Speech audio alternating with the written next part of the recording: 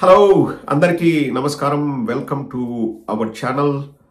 పుష్పక విమానం అనే ఒక సినిమా వచ్చిందండి. అంటే మాటలు లేని సినిమా. కమల్ హాసన్ గారు హీరో, అమలా గారు హీరోయిన్. ఇప్పుడు సేమ్ మన విమానయాన సంస్థలో కూడా ఎవరు కూడా మాటలు లేవు, మాట్లాడుకోవడం లేదు, గంటల తరబడి ఎయిర్పోర్ట్లోనే అనే పరిస్థితి తయారైంది. విమానయాన సంస్థ ఏం చేస్తుంది అన్నది ఇప్పుడు ప్రతి ఒక్కరూ మాట్లాడుతున్నారండి. మన రాష్ట్రానికి చెందిన రామ్మోహన్ నాయుడు గారు పౌర విమానయాన శాఖ మంత్రిగా వారు సేవలు అందిస్తున్నారు. ఈ సందర్భంగా కొన్ని చేంజెస్ తీసుకొచ్చారండి. అంటే రామ్మోహన్ నాయుడు గారు ప్లాన్ చేసి తెచ్చిన చేంజెస్ కాదు. నేను తెలుసుకున్న ఇన్ఫర్మేషన్ ప్రకారం 2024 జనవరిలోనే వీటికి అంకురార్పణ జరిగింది. అప్పుడే ఆ గవర్నమెంట్ అంటే గత బీజేపీ ప్రభుత్వం ఈ నిర్ణయం తీసుకుందన్నది నేను విన్నది. కానీ అందులో పనివేళల గురించి కొన్ని మార్పులు చేశారు. అవి నవంబర్ 1వ తేదీ నుంచి ఇంప్లిమెంట్ చేశారు.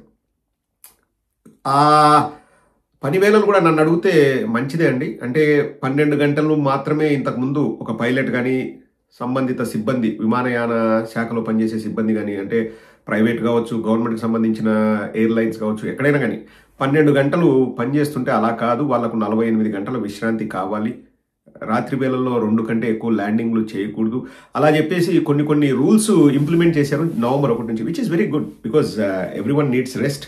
అండ్ వాళ్ళు అంతగా టైర్డ్ అయితే ప్రయాణికుల భద్రతకు కూడా అది ముప్పు.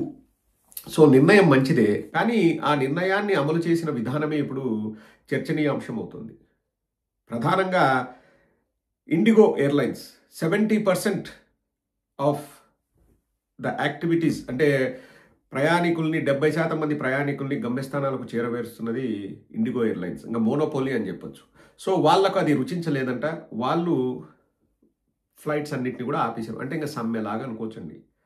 కానీ ఇక్కడ రామ్మోహన్ నాయుడు అనే వ్యక్తి పూర్తిగా విఫలమైంది ఎక్కడంటే, సంబంధిత ఎయిర్లైన్స్ వారితో, ప్రైవేట్ అయినా లేకపోతే గవర్నమెంట్ అయినా ఉన్న ఎయిర్లైన్స్ వారందరితో కూడా చర్చలు జరిపి ఒక ఒప్పందానికి వచ్చి ఆల్టర్నేట్ అరేంజ్మెంట్స్ చేసుకొని, వాళ్లకు సిబ్బంది ఎక్కువ అవసరం ఉందంటే ఎలా రిక్రూట్ చేసుకున్నారు, ఇవన్నీ కూడా వాళ్ళు ప్లాన్ చేసుకొని ఆ చేంజెస్ని ఇంప్లిమెంట్ చేసింటే బాగుండేది అన్నది ఇప్పుడు ప్రతి ఒక్కరూ మాట్లాడుతున్నారు.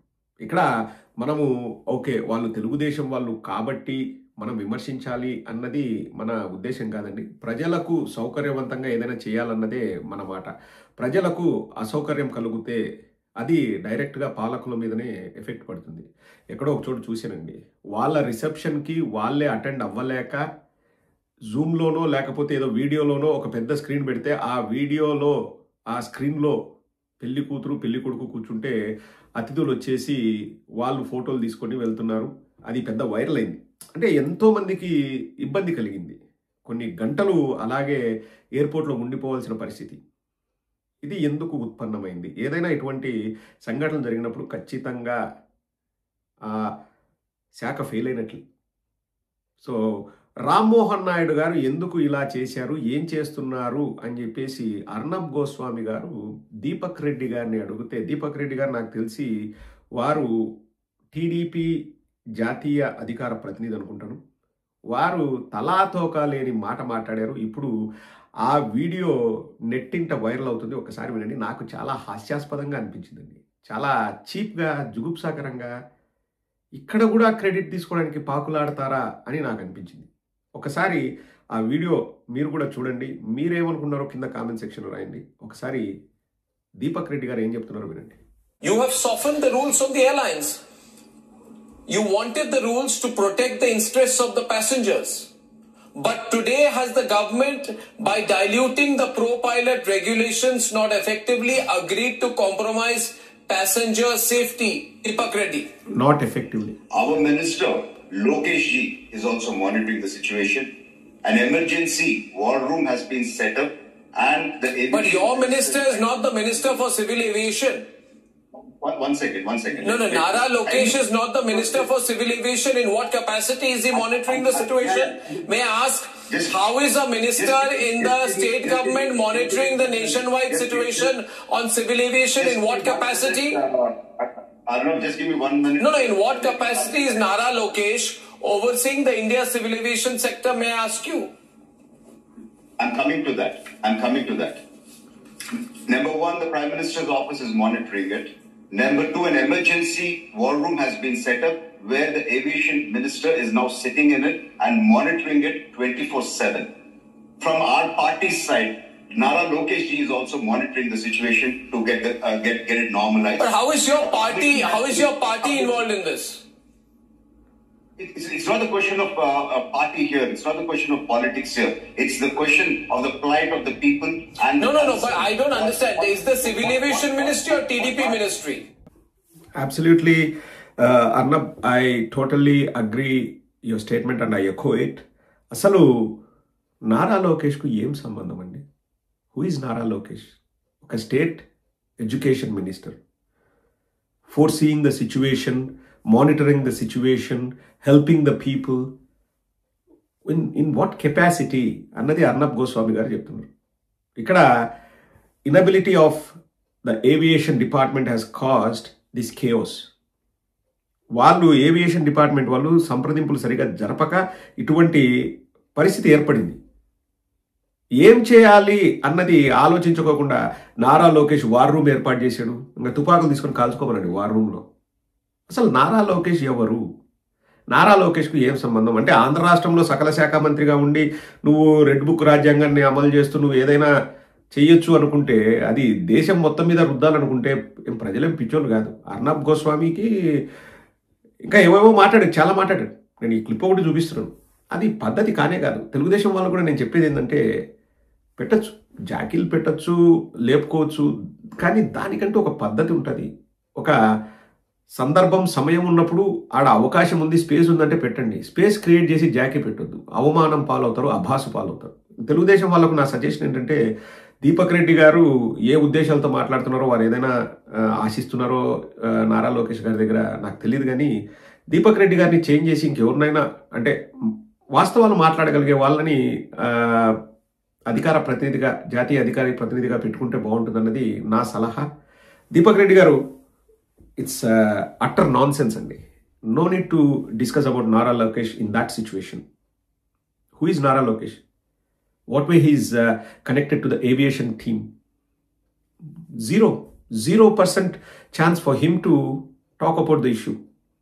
Okay, he can raise his concern, he can help, but he can't oversee the things, which is not possible. ఎంతమంది ఏవియేషన్ వాళ్ళు నారా లోకేష్ దగ్గరకు వచ్చి, సార్ మీరు చెప్పండి సార్, ఫ్లైట్ ఎట్లా తోలాలో మీరు చెప్పండి సార్, లేకపోతే రూల్స్ ఎట్లా చేయాలో మీరు చెప్పండి సార్ అని అడుగుతారా? ఎందుకు అంటే రాష్ట్ర పరువు ఎందుకు తీయడం? ఇప్పుడు నేషనల్ లెవెల్లో దుమ్మెత్తి పోస్తున్నారు. ఈ దీపక్ రెడ్డి మాట్లాడిన మాటల్ని నేషనల్ లెవెల్, ఎందుకంటే ఆంగ్లంలో మాట్లాడారు కదండి, అందరికీ అర్థమవుతుంది కదా, తెలుగులో కాదు కదా, దుమ్మెత్తి పోస్తున్నారు నేషనల్ లెవెల్లో.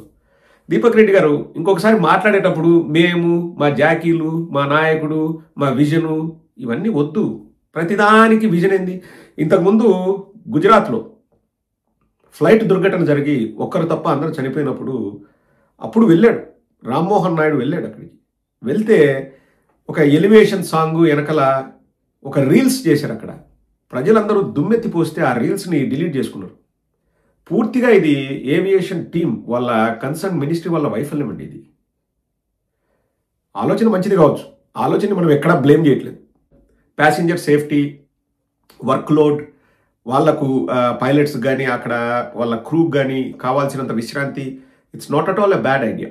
కానీ లాజిస్టిక్స్ అన్నవి కూడా ఒకసారి చూసుకొని ఏకాభిప్రాయానికి వచ్చి అందరూ కూడా ఒక ఏకతాటిపైకి వచ్చేసి వాళ్ళంతా కూడా ఒప్పుకొని ఒక ప్లాన్, ఒక రూట్ మ్యాప్ రెడీ చేసుకొని ఇంప్లిమెంట్ చేసింటే ఇంకా బాగుండేది. అది చేయలేదు, అది చేయలేకపోతున్నారు అంటే ఇంకా వైఫల్యం ఎవరిదండి? పాలకులదే. వార్ రూమ్ పెట్టినాడు, కత్తులు తీసుకొచ్చినాడు, గన్నులు తీసుకొచ్చినాడు, దేనికండి ఈ మాటలన్నీ? దీపక్ రెడ్డి గారు, నేను చెప్తున్నాను కదండి, like I don't have anything personal with you, but joker లాగా చూస్తున్నారండి ఆ మాటలు మాట్లాడుతుంటే. మీతో పాటు ఆంధ్ర రాష్ట్ర పరువు కూడా పోతుంది. Try to understand. దీపక్ గారు, ఇంకోసారి మాట్లాడకండి అలా. తెలుగుదేశం వాళ్ళకు నా సలహా ఏంటంటే, ఎవరైనా వాస్తవాలు మాట్లాడుతూ ప్రజల బాగోగుల గురించి మాట్లాడే వాళ్ళని జాతీయ ప్రతినిధిని చేయండి.